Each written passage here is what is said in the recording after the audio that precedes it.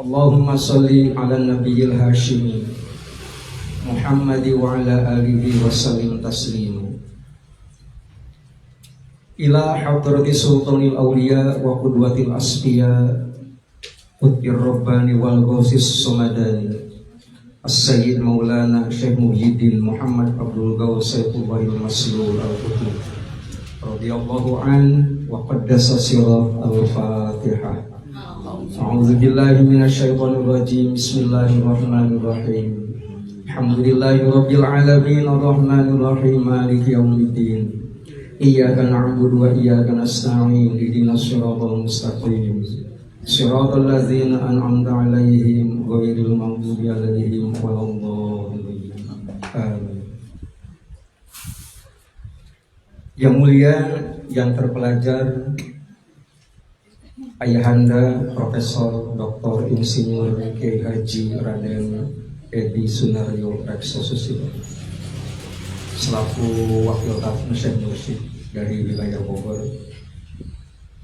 Yang mulia, yang berbahagia, pemangku manaqib, yang terpelajar Bapak Syafiri Dr. Sari, semoga beliau beserta keluarga, anak, cucu, mantu selalu mendapatkan kejemparan rahmani dari Allah Subhanahu wa Ta'ala karena kecintaan beliau kepada Syekh Mursyid dengan mengistiqomahkan acara manaqib baik online ataupun offline. Iwan-iwan baik yang hadir di Bogor Baru ataupun di seluruh penjuru dunia yang sedang mengikuti acara manaqib pada pagi hari ini, yang saya cintai, yang saya banggakan. Kalau mengutip ungkapan guru kita, guru agung kita ini sudah tidak ada lagi waktu untuk tidak bersyukur. Bersyukur, berterima kasih kepada Allah Subhanahu wa Ta'ala dengan mengaplikasikan segala sesuatu yang dapat kita lakukan. Pertama, bisa kita melakukan as-sumtu ila salamah. Zaman merebaknya informasi dari media sosial, maka kalimat as-sumtu ila salamah ini menjadi penting. Diam itu menuju kepada kebahagiaan. Diam ini menuju kepada keselamatan. Tidak berarti kita ini disuruh diam, tidak begitu. Kita ini dianjurkan untuk berbicara. Hanya bicaranya yang baik. Rasul sudah mewanti-wanti, man kana yu'minu billahi wal yaumil akhir falyaqul khairan. Begitu. Siapa yang merasa dirinya sebagai orang yang beriman kepada Allah dan hari akhir, ngomong dong. Tapi khairan, ucapannya itu yang baik. Parameternya ada di dalam. Ini kalau kita, ini maaf, jadi mungkin tidak usah membandingkan gitu ya. Kalau kondisi cepatnya informasi di media sosial, kalau Abah mengatakan siapa yang suruh baca medsos, gitu ya. Hanya terus terang saja pada waktu acara manaqib kita di Masjid Istiqlal, saya hanya bikin postingan, jalan boleh berbeda, tetapi kita mempunyai jalan yang lurus kepada Allah Subhanahu wa Ta'ala. Sampai hari ini itu followernya, viewernya itu sudah 1.365.369. Luar biasa. Begitu banyak. Ternyata yang klik like-nya itu ada 3.065. Sementara yang memberikan komennya itu ada 1.055. Ternyata 1.055 itu 99% itu menghujat. Jadi bukan hal yang baik. Apa saya merasa tersinggung? Sama sekali tidak. Enggak tersinggung sama sekali. Apalagi kalau ngomongin masalah guru agung kita, nggak mungkin akan tersinggung semacam begitu. Al-Quran sendiri mengatakan, lamma sami'u dzikra wa yaqulu innahu lamajnun. Jangankan ngomongin masalah yang kecil semacam begini. Kita berzikir saja, zikir kita keras dengan menggunakan suara yang keras, disautin kowi, kemudian ada yang ngomongin, kenapa keras-keras kita kayak orang gila? Itu ada dalam Al-Qur'annya. Lagian kalau ada orang ngomongin kayak orang gila, itu berarti kan bukan orang gila. Kayak orang gila. Kecuali dia ngomongnya, ngapain zikir keras-keras kayak orang waras? Nah itu berarti kita disebut gila. Kan ini kita nggak disebut gila, nggak usah ngambek kita. Begitu. Nah hanya dari sekian banyak hujatan itu ternyata memang apa sih, bahasanya itu sendiri tidak sopan sama sekali. Padahal mereka berpedoman kepada Al-Quran. Al-Quran sendiri mengatakan begini, qaulan kariman yang pertama. Yang kedua qaulan layinan, kalau ngomong lembut aja. Lembut. Saya nggak nulis apa-apa, kemarin memunculkan tulisan saja gitu ya. Karena saya pakai peci merah putih itu dikatakan sebagai kiai sinterklas apa namanya gitu ya. Biasa-biasa saja gitu orang ngomong begitu. Itu yang baca banyak gitu ya, macam-macam lah gitu. Ya nggak usah terpengaruh gitu ya. Gitu ya. Malah ada kalau ngomong itu qaulan sadida. Qaulan sadida itu kalau ngomong to the point gitu ya. Siapapun dianjurkan kalau ngomong itu to the point. Jangan nyerocos ngomong dari pagi sampai sore. Apabila ternyata ngomongnya la tuksirul kalam bi ghairi zikrillah patak suatu hukum. Begitu kata Rasul. Begitu ya. Jangan suka banyak ngomong. Kalau ucapan yang kita keluarkan itu sendiri tidak berbobot zikir kepada Allah Subhanahu wa taala. Karena yang demikian itu hanya akan mewariskan kerasnya hati. Begitu. Begitu ya. Terima kasih Pak Sulaiman sudah ikut hadir membersamai kita. Ada lagi siapa ini? Ada Pak Marul. Mohon apabila memang mau ikut hadir itu menyebutkan identitas dan dari daerah mana. Terima kasih. Itu yang pertama. Sekali lagi asumtu ila salama. Persoalannya kan menjadi rumit apabila kita melihatnya dari sisi yang rumit. Padahal sebenarnya apabila kita lihat daripada sisi yang baik, nggak ada apa-apanya sebenarnya. Bicara itu.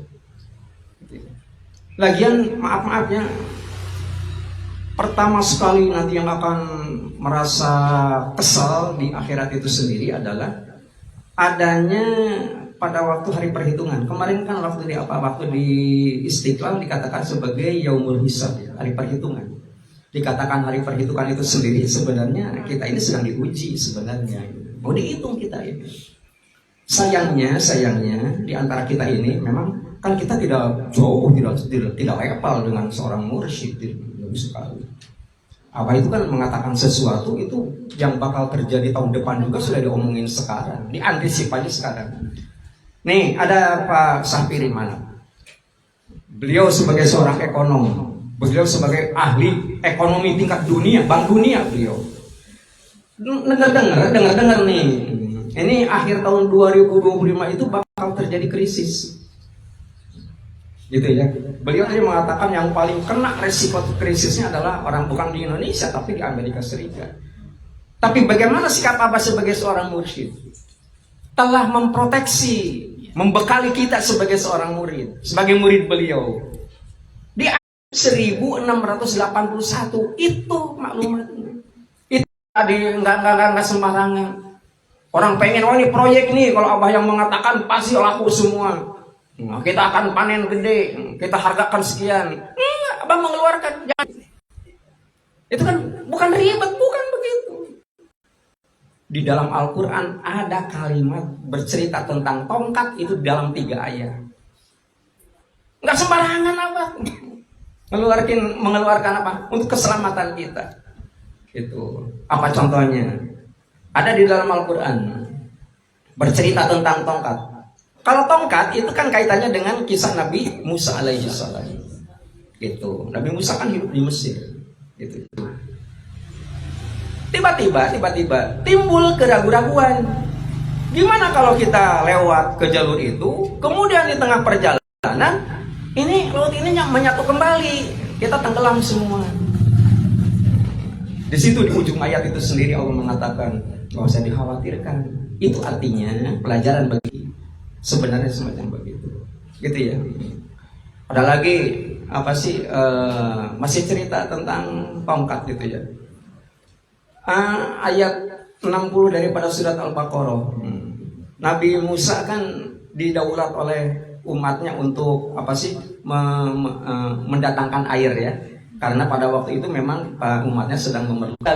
Tetapi di situ ayat 60 surat Al-Baqarah diturunkan. Gitu ya. Allah Subhanahu wa taala meminta agar Nabi Musa itu sendiri memukulkan tongkatnya di atas batu. Wa idzistasqa Musa liqaumihi faqul nadrib bi'asokal hajar fanfajarat minhu husnata asyrata ayna. Sampai begitu dipukulkan memancar 12 mata air. Sampai sekarang masih bisa disaksikan. Saya diwawancara oleh Bunda Heni untuk sebagai kenang-kenangan. Kalau yang ingin tahu, baca aja akun saya, semuanya sudah dimasukkan.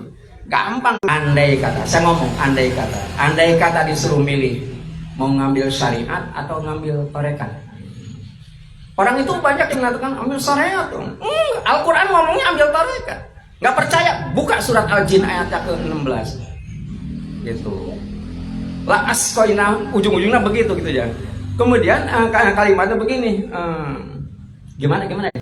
Jadi kalau ternyata kita memang mau selamat, istiqomahnya di dalam bertoriko. Wa allawistaqomu ala toriko. Apa dampak positifnya? Apa manfaatnya kalau kita istiqomah di dalam bertoriko? La askoina humma'an godako. Allah akan melimpah ruahkan air. Air itu adalah sumber kehidupan. Begitu, nggak usah. Musibah itu sudah ada dari sananya. Yang dibutuhkan bagi kita adalah kita ini diberi kemampuan untuk mengatasinya, bukan diberi keringanan, bukan begitu. Banyak orang yang menyesal, banyak orang yang pokoknya begitu yang kira-kira tidak menyenangkan. Banyak orang yang menghujat, banyak orang yang menjelek-jelekan kita, menjelek-jelekan guru kita, menjelek-jelekan ajaran kita. Masyarakat dunia sekalipun itu yang terbaik dari Allah Subhanahu wa taala. Memangnya kenapa dikatakan yang terbaik? Apa nggak salah tuh kita mengatakan yang terbaik, kita diomongin kejelekan oleh orang lain? Itu yang terbaik. Memangnya kenapa? Hikmah itu datangnya belakangan. Nggak ada hikmah datang di depan, nggak ada. Hikmah itu selalu datang belakangan. Begitu. Di Istiqlal dikumandangkan lagu Indonesia Raya. Hebohnya kan sedunia. Apa hikmahnya? Hikmahnya kepada para wakil talqin khususnya supaya membuka kitab kembali. Ada nggak dalilnya?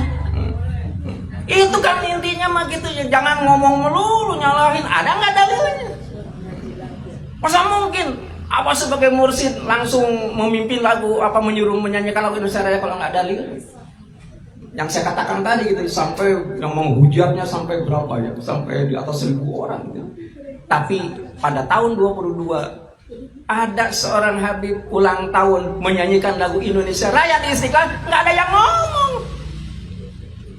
yang ngomong, hanya buka-buka aja. Oh ternyata ada orang juga selain daripada merah putih gitu. Kita pakai merah putih. Ada yang mengatakan ngapain perempuan pakai kupluk merah putih? Banyak yang begitu. Dikatakan sebagai tasyabuh, sebagai menyerupai orang lain gitu. Abah sendiri di Istiqlal mengatakan, yang gak percaya kepada kita mah nanti juru selamatnya datang beberapa hari yang akan datang. Ternyata mereka datang ke sini kan pakai baju putih-putih, nggak merah putih kan? Kan nggak sama kita merah putih dengan putih-putih. Kira-kira semacam begitu. Nah jadi yang pertama yang harus kita jaga adalah diam itu menuju kepada keselamatan. Nah yang terakhir tongkat, itu masalah tongkat itu sendiri. Yang dihadapi oleh Nabi Musa kan Fir'aun. Fir'aun kan raja. Fir'aun ada mempunyai kewenangan, gitu ya. Sampai-sampai bagaimana caranya untuk nakut-nakutin Nabi Musa itu sendiri. Fir'aun itu menyewa para tukang sihir. Itu yang melemparkan tali, gitu ya, itu jadi ular gitu. Nabi Musa diperintahkan melemparkan tongkatnya. Jadi ular lebih gede daripada ular yang dimiliki tukang sihir. Dimakan semuanya, ngomong apa itu? Artinya zaman sekarang ini kita ini sudah diberi zikir oleh pengerasa apa? Itu sebenarnya ular yang lebih gede dibandingkan dengan yang diucapkan oleh mereka itu. Nggak usah takut kita. Makanya maaf, kalau khotbah Jumat, saya selalu live streaming itu sendiri. yang hadirnya jadi banyak gitu di mana-mana. Alhamdulillah gitu. Gitu, nggak tanggung. Itu yang pertama gitu ya. Jadi yang perlu kita cermati adalah bahwa apabila memang kita tidak mampu untuk menyampaikan sesuatu, maka diam itu lebih baik. Bukan berarti kita dianjurkan diam, tetapi diam itu bisa lebih baik. Apabila memang ternyata kita belum mampu, belum dibisakan untuk menyampaikan sesuatu. Itu yang pertama. Yang kedua, albirru ilal karomah. Melakukan kebaikan ini merupakan satu kunci yang akan menghantarkan kita kepada kemuliaan. Ka'bah itu jangan minta kemuliaan, jangan minta karamah. Karomah itu jangan diminta Ka'bah. Amalkan aja ajaran. Karomah datang dengan sendiri. Iya. Itu. Karomah kan banyak.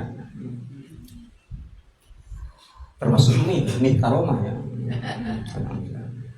Dalam Al-Quran kan ada satu ayat ya di dalam surat Al-Isra ayat 79 tentang bangun malam. Wa minal laili fatahajjad bihi nafilatan lak asa an yab'atsaka rabbuka maqaman mahmuda. Itu kan kalimatnya begitu. Coba di antara sebagian malam kalian bangun untuk melaksanakan sholat nawafil. Di luar kita yang dikatakan nawafil adalah sholat tahajud. Kalau kita mah paket, bukan hanya sholat tahajud. Mulai dari mandi malam sampai sholat witir itu sholat malam namanya, bukan sholat tahajud aja. Begitu. Nah, ini yang dianjurkan. Wa minal lail fatahajjad bihi nafilatan. Asa ayat asaka. Asa ini kalimatnya kalimat apa ya dalam bahasa Arab? Ini di dalam gramatika. Asa ini litahqiq. Mudah-mudahan, tetapi sifatnya ditahqiq, tapi pasti. Yang namanya mudah-mudahan bisa ya, bisa enggak. Tapi kalau kalimatnya pakai asa, pasti. Pasti apa? Ayat asa kalau bukan maqam mahmuda. Akan diberikan maqam mahmuda. Bagi bapak-bapak yang bahasanya agak gagap, hati-hati membaca ini. Kadang-kadang dibaca maqam mahmuda. Bukan mahmuda, maqam mahmuda. Maqam mahmuda. Kira-kira gitu. Jadi kedudukan yang terhormat. Kedudukan yang terhormat bisa nempel kepada siapapun. Maqam mahmuda bukan milik para nabi saja, bukan milik para wali saja, siapapun bisa, asal mau. Mau bangun malam. Nah, bagi kita jangan diomongin bangun malam. Dilaksanakan, jangan diomongin. Ini kan kalau lihat apa ya, saya kadang-kadang sampai 2:30 gitu ya, ada yang masih konsultasi tentang ini, tentang teknik.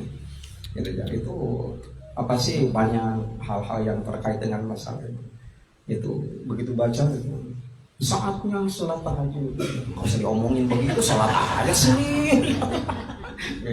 Mungkin itu tujuannya bagus ya, ngajak mengingatkan. Yang ngajak lagi tidur. Yang pasti sama waktunya, buka puasa. Ya persis begitu. Jadi yang laksanakan. Punten-punten ya, makanya yang dikatakan sebagai robitoh menurut pengurus Abah itu tidak semuanya kita ini ingat kepada pengurus Abah, tapi ingat kepada trik-trik yang dilakukan oleh Abah. Itu robitoh yang begitu. Gitu ya. Apa contohnya? Kalau zikir 95 itu tuh sudah bukan robitoh lagi, itu mah wajib, itu mah kewajiban kita. Sholat malam itu kewajiban, itu bukan robitoh lagi. Yang namanya robitoh itu ikut tabiat barohum, ikut dari belakang. Yang namanya ikut dari belakang bukan ikut main dari depan, bukan. Dari depan menuntun namanya. Kalau ikut dari belakang itu apa yang dilakukan oleh pengurus apa? Apa contohnya coba? Ya, keluar rumah, langkahkan kaki kiri. Itu robitoh tuh yang begitu. Masuk rumah, langkahkan kaki kanan. Gitu. Naik mobil, langkahkan kaki kanan. Kalau keluar, langkahkan kaki kiri. Kalau kita kemana-mana, naik berkendaraan, mobil, motor, start saja dulu gitu, jangan dulu berangkat, baca sholat Bani Hashim 3 kali baru jalan. Itu tuh yang begitu ya robitoh. Begitu. Abah kemana-mana selalu transit di mana, di rumah makan Maicot apa? Maicot di sana itu. Kita sekali-sekali kalau ke Bandung mampir, itu juga robitoh yang begitu. Paling gampang sih sebenarnya. Kemudian ada lagi apa senangnya minum apa sih umpamanya. Nah itu juga perlu tahu gitu. Itu Rob itu yang begitu. Saya jadi ingat masalahnya gitu ya. Waktu istri saya hamil yang kedua, itu ada cerita menarik. Dia ngomong ke saya, kalau diizinkan oleh Allah pengennya sih perempuan. Saya bilang ngomong aja ke Abah. Pas bilang ke Abah ke sana, istri saya dipaksa oleh saya ngomong ke Abah. Abah barangkali berkenan pengen ngomong perempuan. Abahnya senyum. Kemudian Abah itu lirik kiri kanan, ternyata Abah itu lagi ngopi. Kopinya itu kopi mik. Kemudian oleh Abah itu tidak diminum lagi. Ada sisa tapi masih banyak gitu ya. Di apa hanya diginiin aja sama Abah. Kemudian diserahkan kepada istri saya. Habiskan. Gitu. Begitu diminum apa habiskan. Pakai gula. Selang beberapa pakai gula. Oh, pakai gula. Nah, kemudian selang beberapa hari ternyata memang dinyatakan oleh dokter itu positif. Anaknya perempuan. Begitu lahir ternyata warna kulitnya pun persis seperti kopi mik. Enggak tanggung.